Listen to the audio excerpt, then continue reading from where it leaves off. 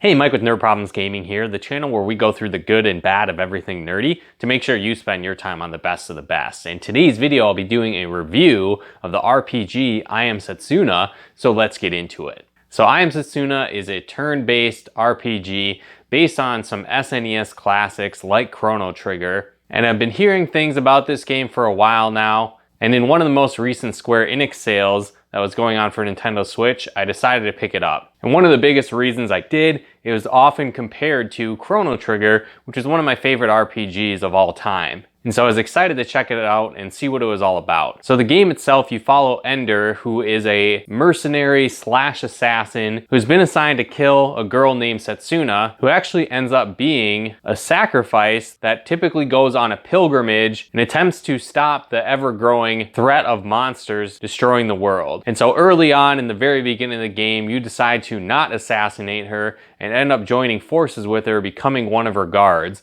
And you go throughout the journey of this game following her on her quest to become this sacrifice to ultimately save the world. And so along this journey, you'll run into various heroes that you can recruit to your quest, as well as going through and saving various towns and villages from the ongoing growing monster threat. And so for me, I felt like a lot of the story was kind of generic and general. A lot of the characters didn't necessarily stand out to me. And so that's usually one of the things that draws me into RPGs is the in-depth storytelling. And while the story wasn't bad per se, it didn't necessarily engage me and pull me in like some RPGs do. Now I will say that the ending was pretty epic, and I think that maybe did some redeeming for me. So you definitely want to be sure to play to the end to reveal that ending, but I don't know if everyone is going to really be able to make it to that point, because at some points I kind of felt like it was just dragging on, and the game itself isn't even a long game.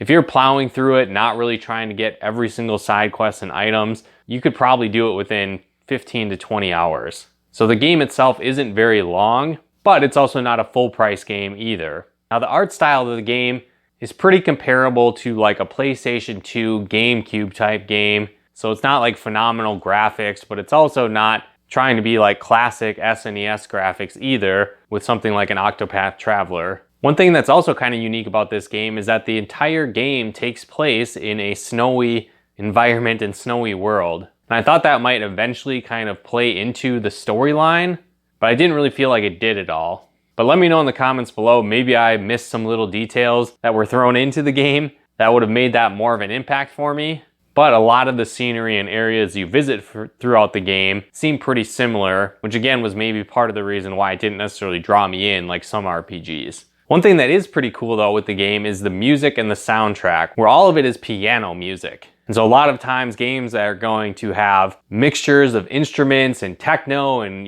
gaming type music with it, but this one was all just straight piano music, so that was kind of cool. But at the same time, it kind of gave the game like a relaxed, chill type vibe to it, where even some of the boss battles didn't necessarily feel all that intense compared to some classic RPG games that have really intense, awesome battle music like Chrono Trigger and Final Fantasy VII and Dragon Quest and more. But I do think that it is pretty cool and unique that all the music is just straight piano music within the game.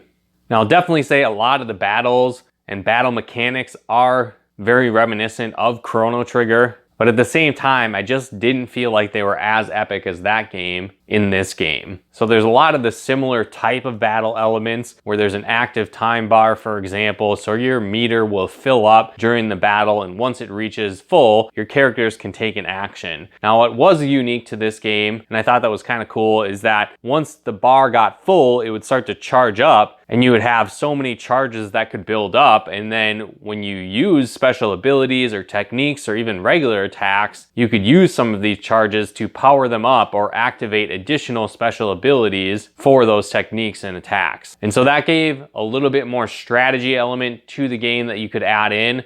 And so I like that aspect. The game also had similar abilities to Chrono Trigger in the sense that you had different techniques that multiple characters could combine together to unleash more powerful attacks and techniques. But for me, for the most part, playing the entire game, I never really found myself using that. And I mostly just stuck to the characters' unique abilities and use the power-up versions with the momentum you could build up and those charges. Now the level up system is pretty standard for traditional RPGs within the game where you just gain experience and you level up and then your stats go up. But it does have a unique concept with the techniques and how those are acquired throughout the game. And so in most RPGs, you kill monsters, you get experience and you get gold, and then you can use that gold to buy items and buy power-ups. In this game, enemies, when you kill them, drop a bunch of different items, and then you need to go back to town and sell those items for money. But once you've also sold specific items to the magic shop, it then gives you the ability to buy unique spells for each character. And so this was a little bit different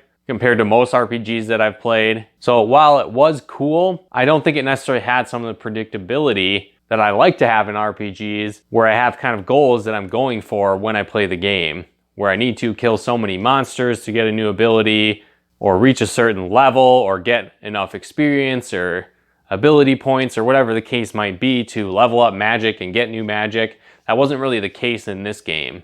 Another thing that was a little bit unique is that you could equip different talismans as kind of your accessory slot within the game. And some of these talismans gave your characters abilities, while others would give your characters additional abilities on the spells that they had if you happen to use those spells in that boosted momentum charged up mode. And again, this was totally random though after battles. So I didn't really like that because again, there wasn't really that predictability with it. I didn't really necessarily know how to build up my characters per se, and it seemed pretty confusing. And it wasn't really until several hours into the game where I really started to get the hang of it. And by that point, I just kind of wanted to finish the game versus building up my characters and making them how I wanted to, like most traditional RPGs that I play end up being like. Another thing that I noticed is that once I got a couple of characters that I really liked and I felt that flowed well together, and I learned how to use their abilities in conjunction with each other, I never really used anyone else for the rest of the game. I thought that was unfortunate, where I know within other RPGs, I really like to switch the characters around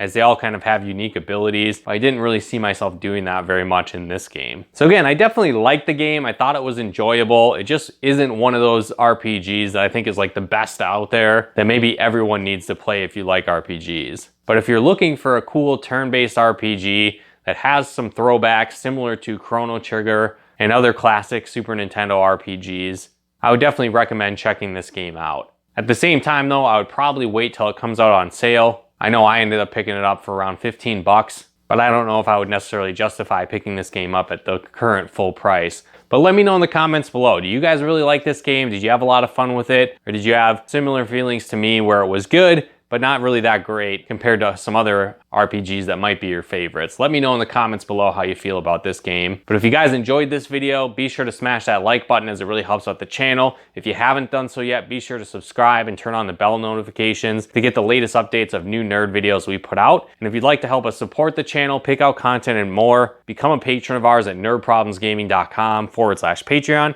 if you'd like to plug into our live streams and Let's Plays we do on the channel, you can follow us on Twitch at nerdproblemsgaming.com/Twitch. But once again, thanks for tuning in, and we'll talk to you more soon.